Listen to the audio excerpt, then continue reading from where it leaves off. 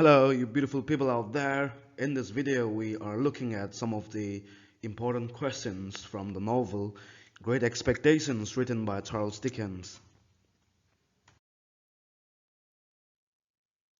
What is the significance of the first chapter in Great Expectations? The first chapters of Great Expectations set the plot in motion while introducing Pip and his world. As both narrator and protagonist, Pip is naturally the most important character in Great Expectations. The novel is a story told in his words, and his perceptions utterly define the events and characters of the book. Dickens also skillfully introduces several themes in it.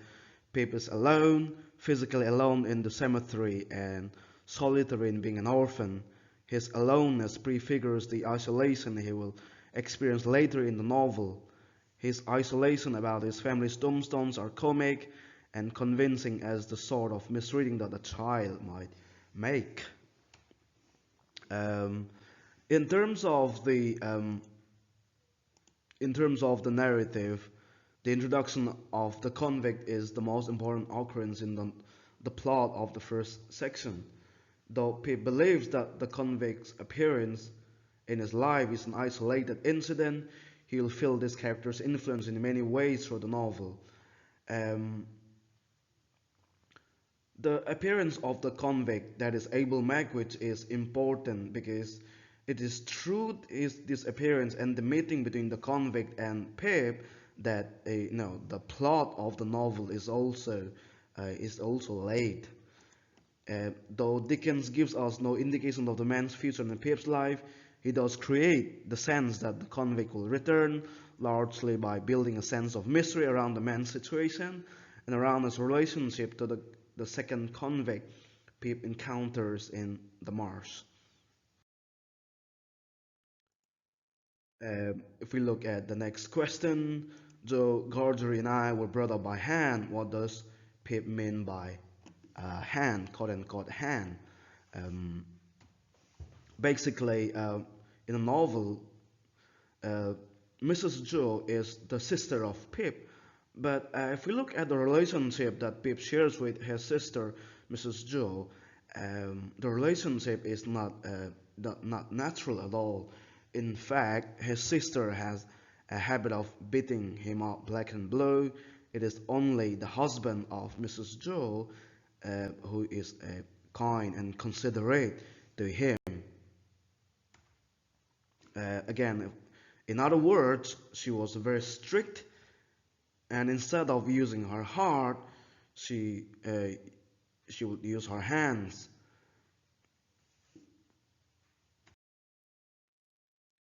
Again, great expectations. So, what is Pip's great expectation? Who brought the news of the opportunity to realize his great expectations?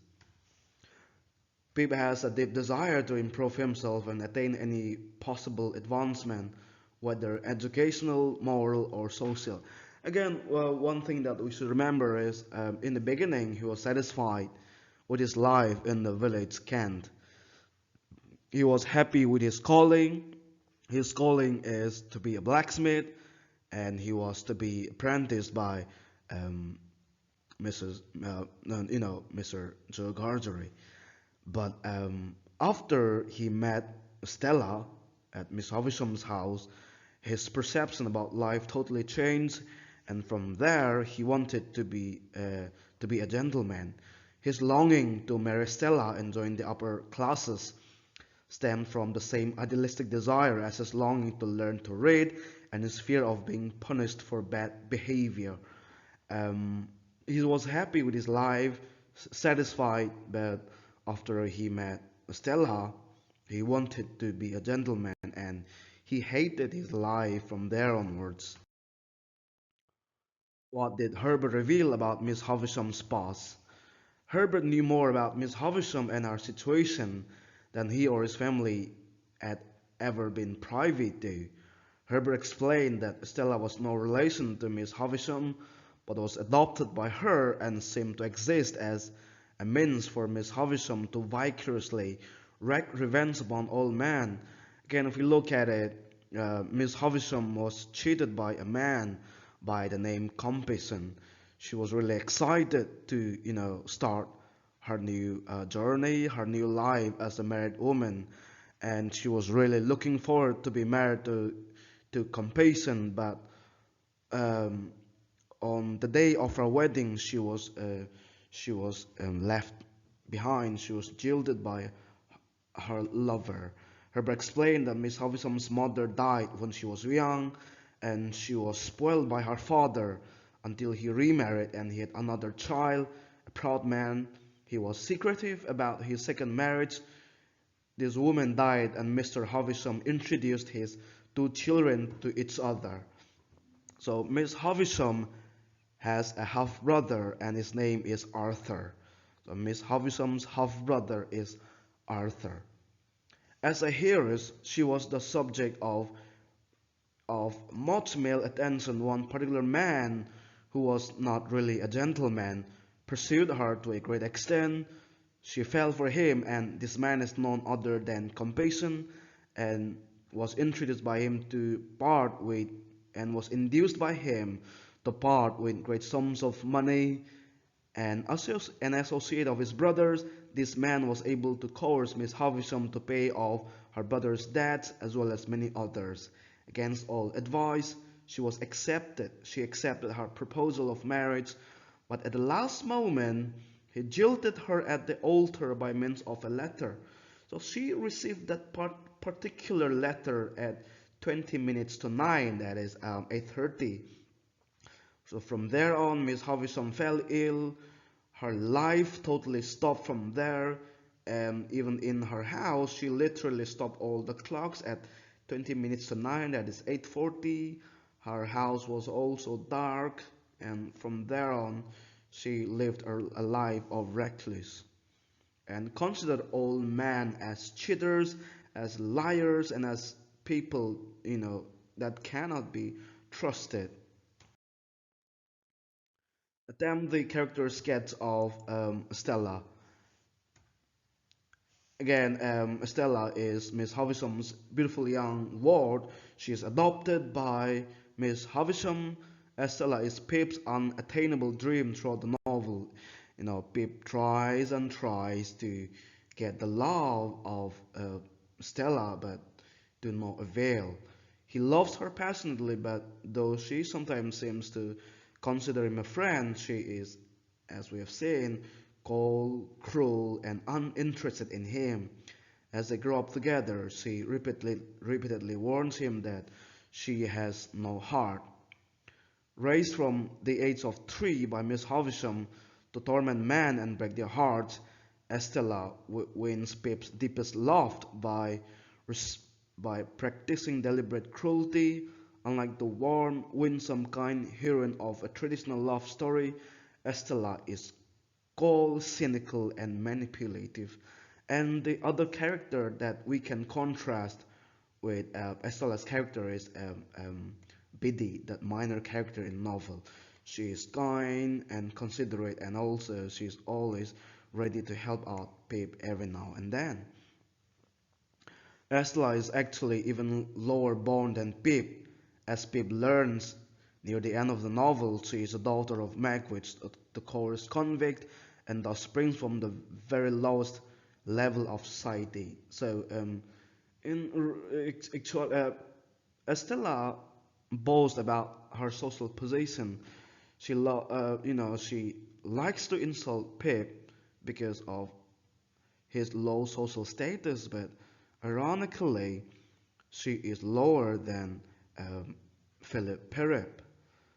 And actually, her mother is also a murderer. If we look at it, she was a woman who killed another woman, and it was actually Mr. Jaggers who saved her from being sentenced to life in prison.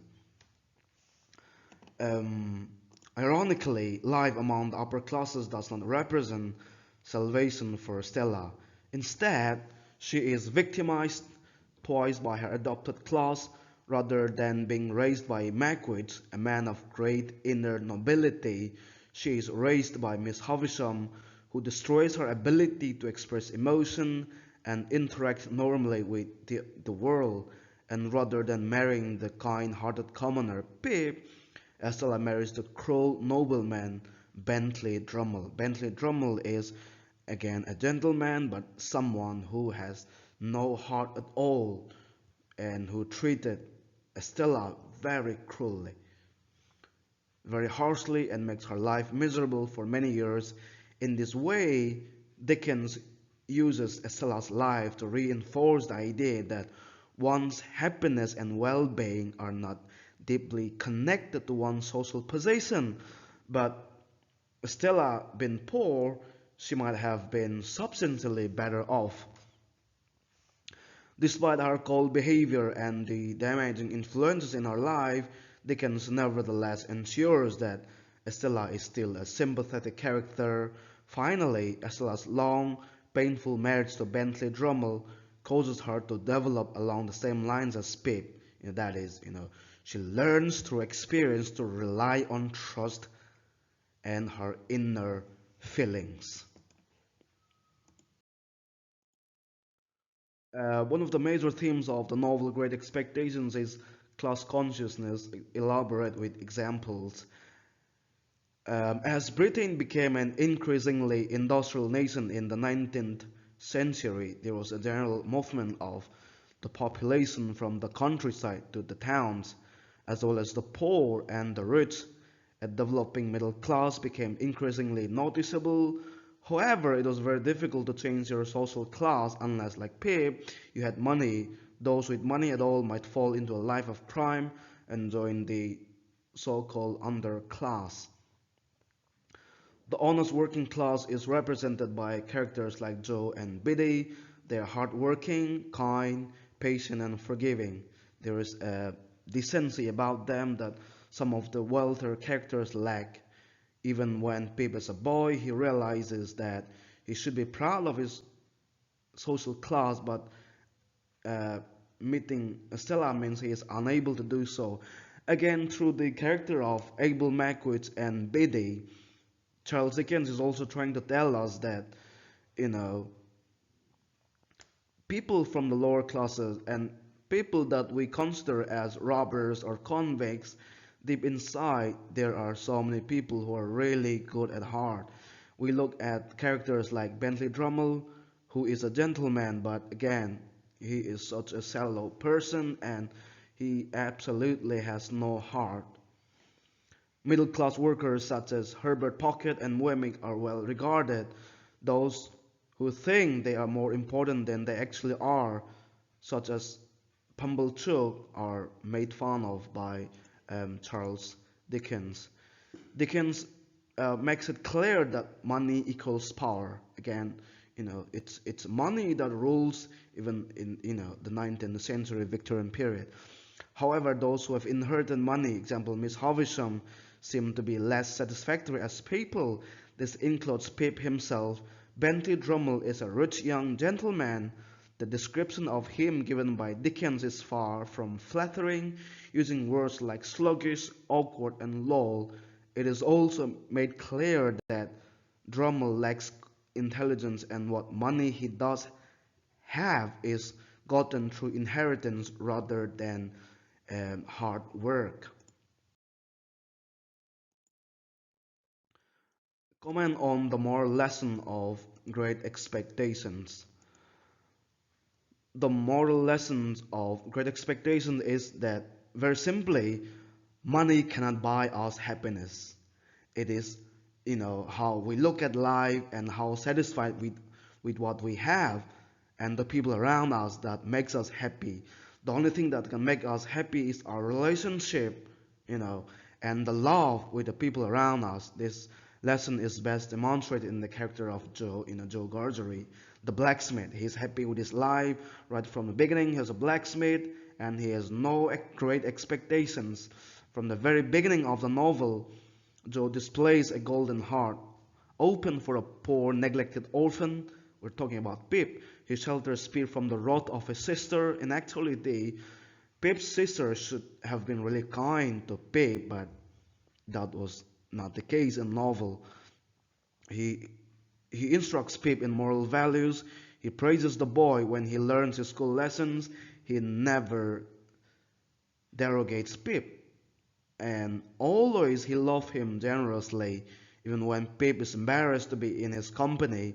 For then Joe tells Pip that he will not visit him in London since he belongs on the fort. When Pip avoids seeing Joe, the man yet loves him, coming to treat his burns from the fire that he has consumed Miss Havisham's decaying um, dress.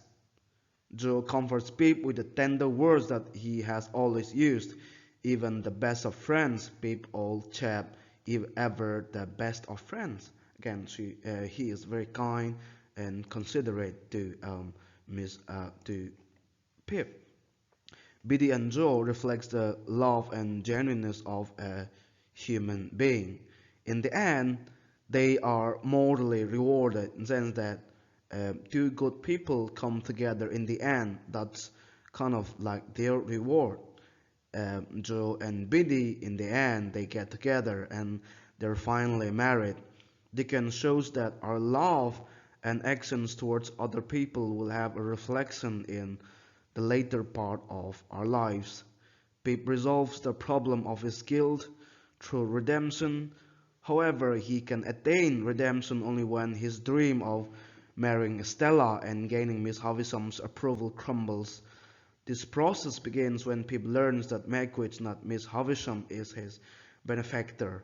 Pip comes to realize the sham of his existence as he adopts a dandish lifestyle based on having a superior attitude to the lower classes and doing pleasurable leisure activities while accomplishing nothing of worth.